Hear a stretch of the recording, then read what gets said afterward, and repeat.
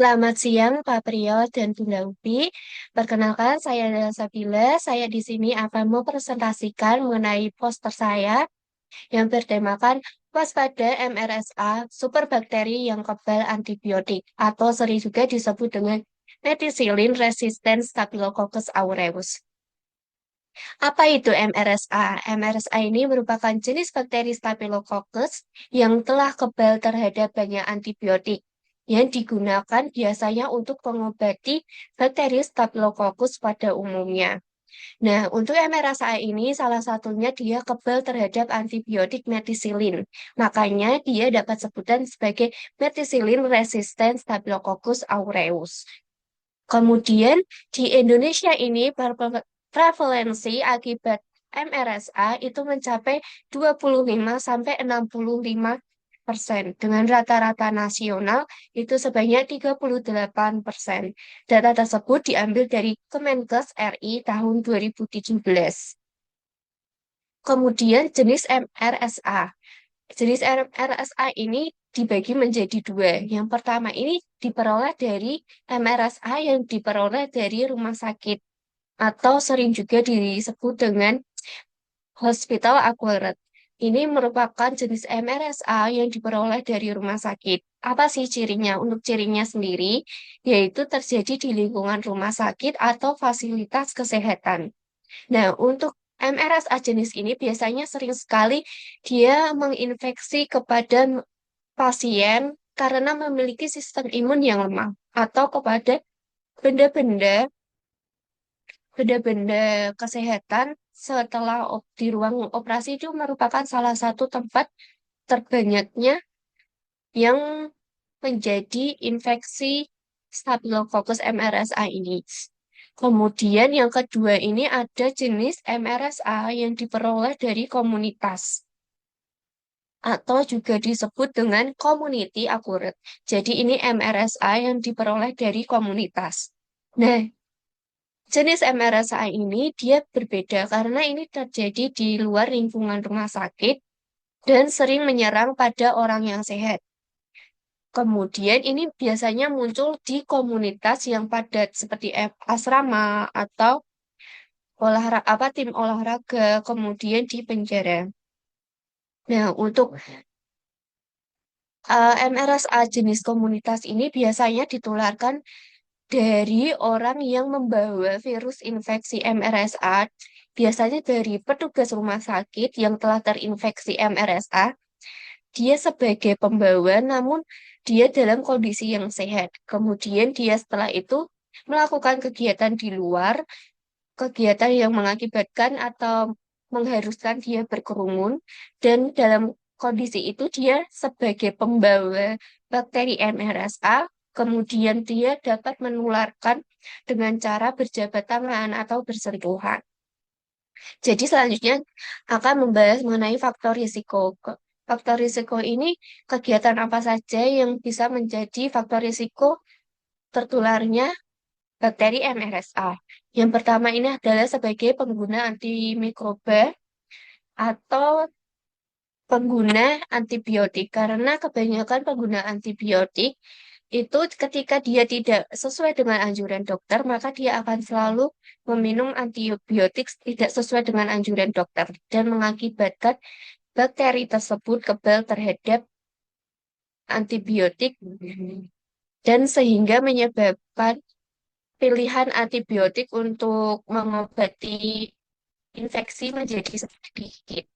Kemudian yaitu kegiatan berkerumun, kemudian saling bersentuhan, dan yang ketiga ada kegiatan bertukar barang, dan yang keempat ini ada tidak menjaganya kesehatan tangan atau kesehatan tangan ini dalam artian kebersihan seperti mencuci tangan. Kemudian yang terakhir ini ada faktor risiko pada kulit yang terluka. Nah, dari faktor risiko itu kemudian bakteri MRSA dapat menularkan melalui yang pertama ini melalui percikan atau droplet yang berasal dari cairan hidung maupun dari mulut. Jadi ketika seseorang sehat pun sebenarnya dia sebagai karier atau pembawa virus MRSA yang dapat diketahui. Jika pembawa atau pembawa MRSA ini menginfeksi seseorang yang dengan sistem imun yang sedang lemah. Jadi, orang yang sedang sehat ini, tapi dia sebagai pembawa virus, pembawa bakteri MRSA, ketika dia bersin atau ketika dia berjabatan tangan atau bertukaran barang, dia secara tidak disengaja telah menularkan bakteri MRSA ini kepada orang dengan sistem imun yang lemah. Ketika dia menularkan dengan orang dengan sistem imun yang lemah, otomatis orang tersebut akan secara cepat dia akan mengalami infeksi MRSA. Jadi MRSA ini ditularkan dengan percikan atau ketika orang batuk dengan membawa bakteri MRSA ini atau batuk. Karena bakteri MRSA ini dia dapat hidup pada benda mati itu sekitar 24 jam. Kontak ini seperti cara penularan kontak langsung. Ini kontak langsung ini maksudnya kontak langsung dengan penderita MRSA. Kemudian tanda dan gejala dari MRSA ini yang pertama yaitu adanya luka bernanah atau bisul, namun luka tersebut sangat sulit untuk sembuh. Kemudian di luka tersebut awalnya akan membentuk kulit akan berwarna merah dengan bengkak dan terasa hangat.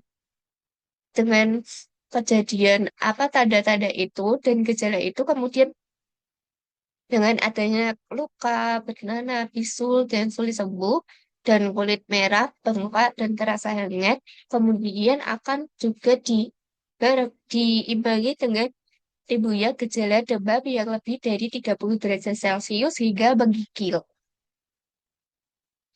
Kemudian, ketika infeksi ini terus menginfeksi selama atau kronis, itu akan atau menahun atau berjalan sangat lama itu akan menyebabkan infeksi yang lebih berat. Jadi ketika tidak menangani dengan baik, maka infeksi tersebut akan menjadi infeksi yang lebih berat, yaitu akan menyebabkan sepsis dan pneumonia. Sepsis ini peradangan yang ada dalam tubuh.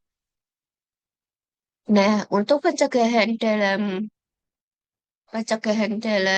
bakteri MRSA ini, kita dapat melakukan dengan kegiatan yaitu cuci tangan dan mandi dengan menggunakan sabun antiseptik. Kenapa harus antiseptik? Karena antiseptik ini merupakan bahan yang digunakan untuk membunuh mikroorganisme.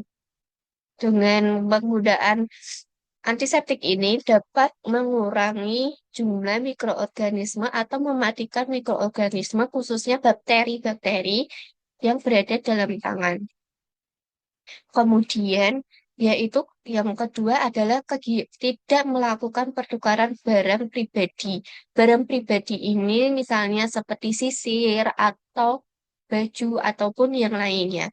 Karena kegiatan pertukaran barang ini, bila barang yang dipinjamkan atau yang ingin meminjamkan adalah penderita MRSA, maka otomatis dia juga akan menularkan kepada orang yang dipinjami atau meminjam. Karena MRSA dapat hidup dalam benda mati itu selama 24 jam. Kemudian, pencegahan dengan tutup luka dengan balutan yang bersih. Kenapa harus balutan yang bersih? Dan kenapa harus ditutup? Karena luka ini merupakan sarang atau tempat tempat tumbuhnya apa tempat masuknya bakteri akan masuk. Ketika tidak ditutup, maka memicu bakteri masuk ke dalam tubuh dan ketika tidak dalam kondisi yang bersih juga memicu bakteri masuk dan akan menginfeksi tubuh manusia. Kemudian yang keempat itu tentunya adalah tidak dengan mengkonsumsi antibiotik sesuai anjuran dokter dan resep yang dianjurkan. Karena ketika seseorang tidak mengkonsumsi antibiotik sesuai anjuran dokter atau sesuai resep dokter, maka pasien tersebut akan lama-kelamaan menjadi resisten terhadap semua antibiotik. Karena ketika misalnya diberikan antibiotik metisilin, tapi dia tidak sesuai anjuran mengkonsumsinya, lama-kelamaan antibiotik itu akan resisten terhadap tubuhnya sendiri. Jadi harus sesuai dengan resep dokter dan anjuran dokter. Ada sedikit tambahan, eh, untuk bakteri MRSA ini memang resisten terhadap antibiotik metisilin dan masih banyak lagi antibiotik yang resisten terhadap MRSA. Tapi MRSA ini biasanya dapat diobati dengan antibiotik vancomycin. Masih bisa sensitif terhadap antibiotik vancomycin. Sekian presentasi dari saya. Terima kasih.